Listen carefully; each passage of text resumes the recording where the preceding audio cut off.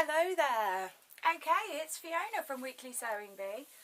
Alright, today I'm making a Dwarf's hat. Alright, so quite a traditional one. And do a little brim on it, just because we can, I'm making it out of felt, so it makes life an awful lot easier. But, you know, anything you think suitable. And rather than a pointy hat, I'm going for that sort of shape. Yeah? Now, if I was to do the 7 Dwarfs hats, I probably would do this design for 5 of them in different colours. And for Sleepy, I'd do something different. Do a Sleepy hat. And Doc, I might do some other embellishments. Maybe put some braid on there. But for this one, we are going to make a floppy old cut floppy, so it should be supported, Dwarf's hat. Okay, now I also have some black fur here. So what we can do is join him up at the sideburns, another thin strip across the top just so he's got a moustache, a big mouth for opening, and a beard that goes around like that. Let's tidy some of these lines up so you can see which ones I'm talking about. I know, and I really shouldn't draw an angle because it doesn't help when you've got the camera at an angle. And there's his eyes. Yeah. Okay, so, well, let's do this thing. Yeah, Fiona can't draw. I'll live. So what I've got here is a piece of felt that I know is big enough to go around my head. The pattern I'm going to use, I'm going to cut it from the side.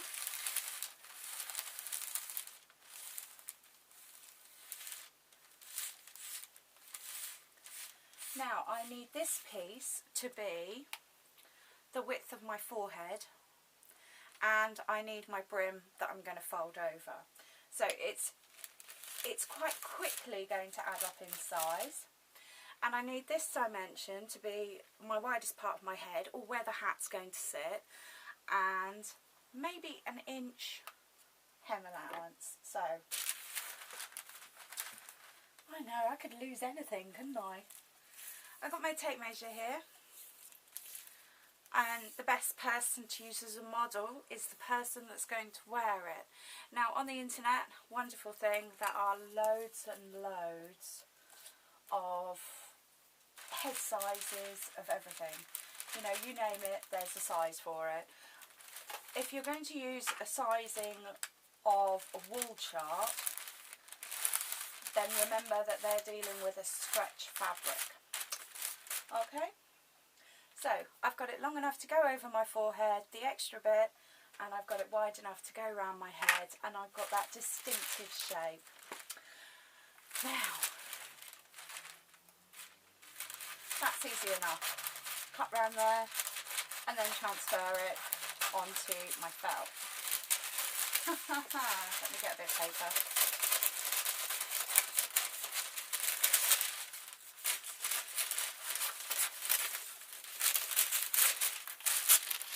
Get rid of that. Put that to the side. So, my face. Standard piece of grease-free paper. I need to know from my ear to my other ear, and then I can mark that. I need to know the distance between my ears and where I want the mouth, so I can use my tape measure, fold this in half,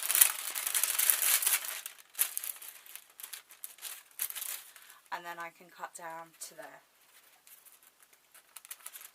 I'm going to give myself a fairly big mouth hole because I like myself. And then I can choose how big I want my beard. I would suggest that we have it big enough so you can't see that there's no join there. And this would work with the Santa Claus beard as well. Okay, all I have to do now is literally join these little indentations. Okay, and there we go. I'm cutting my mouth hole. And again, I'm making it quite big. So this is what I'm left with. And I can be a bit artistic as well, because you know, this is obviously a stylised beard. So what I've got now is sideburns coming down, big fluffy moustache and full beard. Ow. And then if I open it out, I can see that it's not going to be too traumatic for me. And in fact, I could have actually taken just a bit more off the top. So I'm going to make sure that my long fur here is pointing downwards. I'm going to fold it over, so I only have, I only have to cut once, but not quite that. I can guarantee that these are symmetrical because they're the same on both sides. I'm going to give myself a bit of a hem allowance, just at the point where it joins the hat. Not much, don't need much. I'm not going to hem it or anything, I'm just going to leave it open. Okay, but what I do need to do when I'm cutting this fur is I want to cut the canvas and not the fluff. Now, on the moustache, if I'm doing one of the smarter dwarfs, then yeah, I would have a trimmed moustache. But if I was doing somebody a bit more grumpy, then my moustache would be a bit scraggy over my face. So I don't want the canvas, but I do want the hair. Now to do that, rather than cut a lot, I'm just going to pick up this canvas and I'm going to trim the canvas. And it is just a matter of being patient with it. Now you can kind of, and I'm pushing the scissors through, so you can't see the scissors there.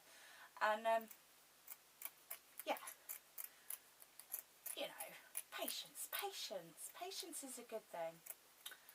Alright, so I'm going to get my bits done. All I'm going to do with the hat is I'm literally going to sew around the outside.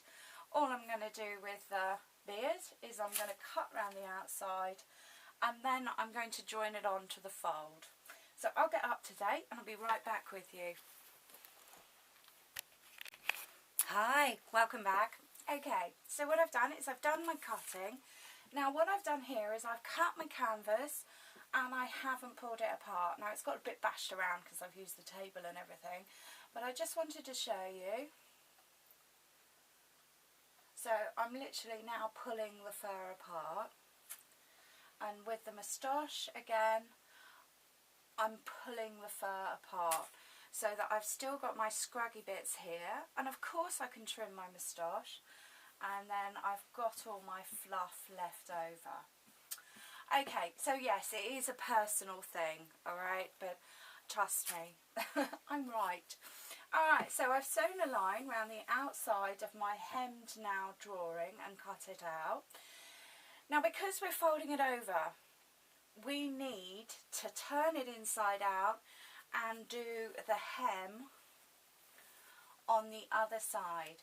Now it's entirely up to you whether you have your hem on the outside or you have your hem on the inside, but because we're doing a brim, then we're going to need it done.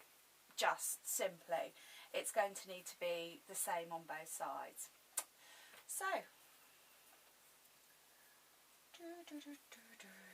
turned it inside out. All I'm doing is sort of rolling the fabric between my fingers. This is so that I've got it as close to there as possible, and that all I'm going to do now is a couple of stitches down the side. Bum, bum, bum, bum. Easy, we can do that, can't we? So 1, 2.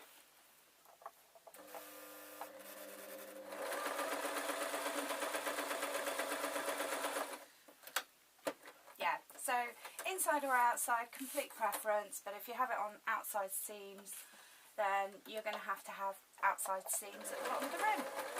If you turn it inside out, then you don't want to see the seams at the bottom, do you? And in fact, you could leave them, but we're not going to. Alright, the next step is really a model thing.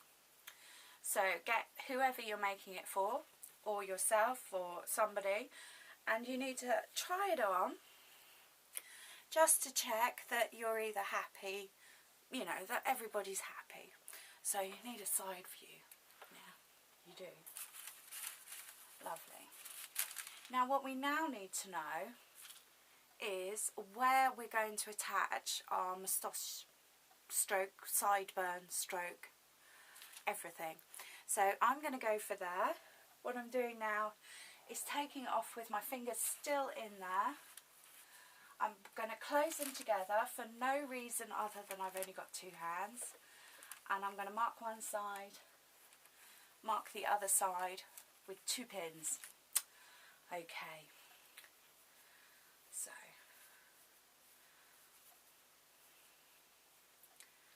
There we are. Now. So before you sew these on, you do need to decide which way you're going to have it round, whether inside or out. I think both look fine. I think if you're going to do it so the seams are inside, then maybe we can give ourselves just a little bit more hem allowance so that it's got a very nice fold. Now what I'm doing is I'm making sure the fluff is out of the way on the on my hand underneath, and I'm lining it up with my hat where the pin was. I've removed the pin, and right or wrong, I suppose I should hand sew this with invisible thread.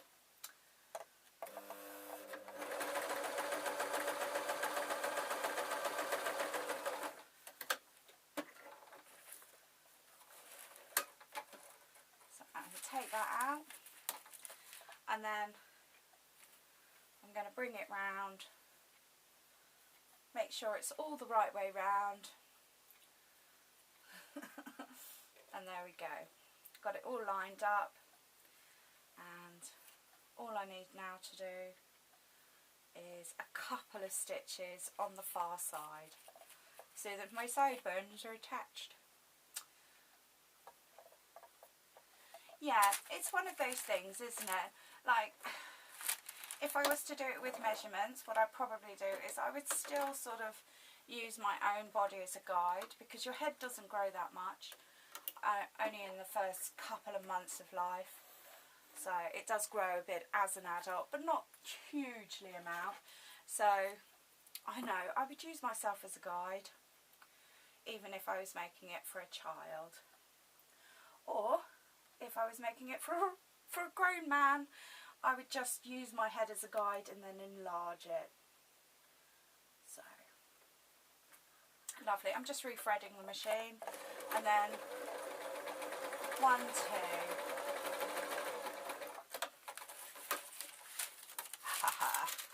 So here we go. I'll get my hair out of the way. God, I know. I spend my life trying to get my hair out of my eyes, even though it's cut back. So there we are. I know, ideal for winter. Yes, you see, I'm just putting it down so you can see that I've got a mouth hole. So more of the grumpy style beard. And as I said, for 5 of the 7 dwarfs, I would be making this style, but in a different set of colours. You know, reds and blues. And yeah, I know. Thank you ever so much for watching.